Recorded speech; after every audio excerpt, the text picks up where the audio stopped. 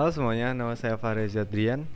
Di video kali ini kita akan membahas tentang konsep strukturalisme yang diperkenalkan oleh seorang antropolog bernama Claude Lévi-Strauss.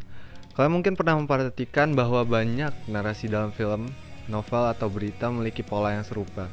Misalnya, seringkali kita menemukan tema tentang cinta dan pengkhianatan, perjuangan melawan ketidakadilan, serta pencarian identitas. Mengapa ya pola-pola ini bisa muncul di berbagai budaya dan kehidupan yang berbeda? Mari kita eksplorasi lebih dalam.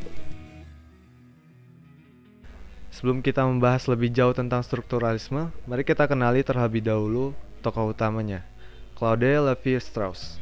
Lahir pada tahun 1908 di Prancis dan dikenal sebagai pelopor strukturalisme. Ia mengembangkan pendekatan dalam ilmu sosial yang berusaha menemukan pola-pola tersembunyi dalam budaya manusia. Karir akademiknya membawanya ke berbagai tempat termasuk Brazil, di mana ia tinggal bersama suku asli Amazon. Dari pengalaman tersebut, ia menyimpulkan bahwa mitos, cerita rakyat, dan budaya di seluruh dunia memiliki pola yang cukup mirip. Ia meyakini bahwa cara manusia berpikir memiliki struktur dasar yang sama, meskipun budaya, ras, dan etnis kita berbeda-beda. Lalu apa sebenarnya yang dimaksud dengan strukturalisme?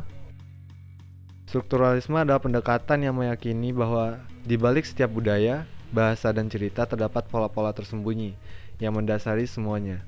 Menurut Lévi-Strauss, cara manusia memahami dunia tidaklah acak, melainkan berdasarkan oposisi biner atau pertentangan antara dua hal yang berlawanan. Contohnya adalah cinta dan kebencian, keadilan dan ketidakadilan individu dan masyarakat, serta harapan dan keputusasaan.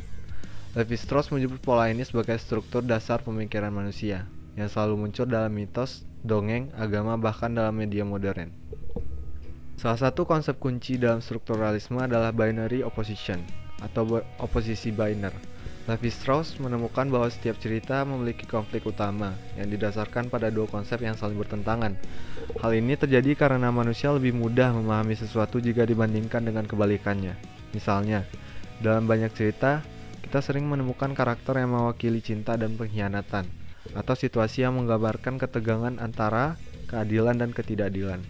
Mari kita lihat beberapa contoh film yang terkenal yang bisa menggambarkan konsep ini. Titanic menggambarkan konflik antara cinta sejati dan kelas sosial, di mana karakter utama berjuang melawan batasan yang ditetapkan oleh masyarakat. The Dark Knight menampilkan pertentangan antara kebaikan dan kejahatan, dengan karakter Batman dan Joker yang mewakili dua sisi dari konflik moral yang kompleks.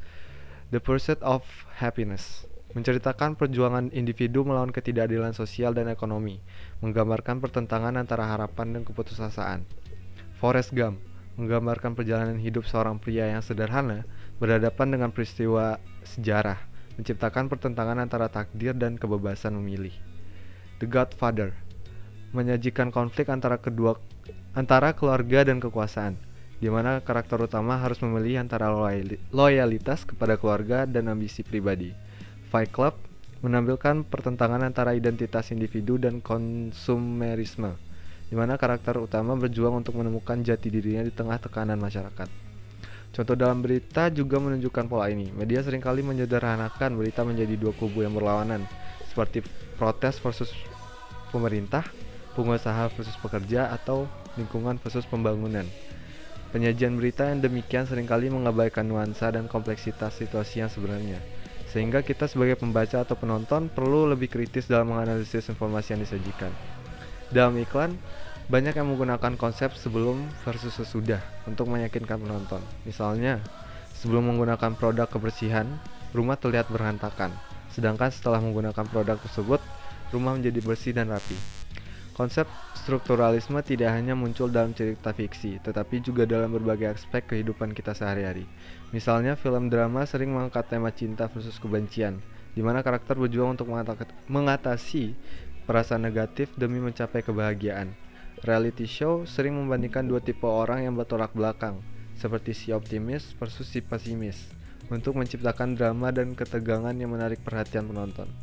Dalam berita dan politik, seringkali digambarkan sebagai pertempuran antara progresif versus konservatif, meskipun kenyataannya lebih rumit. Dalam konflik global, media sering membingkai cerita sebagai negara maju versus negara berkembang, meskipun ada banyak perspektif lain di antara keduanya. Penyederhanaan ini didapat menyebabkan kita kehilangan pemahaman yang lebih dalam tentang isu-isu yang kompleks. Sekian yang bisa saya sampaikan. Mohon maaf jika penyampaian saya masih banyak kurang dan salah. Semoga video ini bermanfaat dan bisa menambah wawasan kita semua. Bye.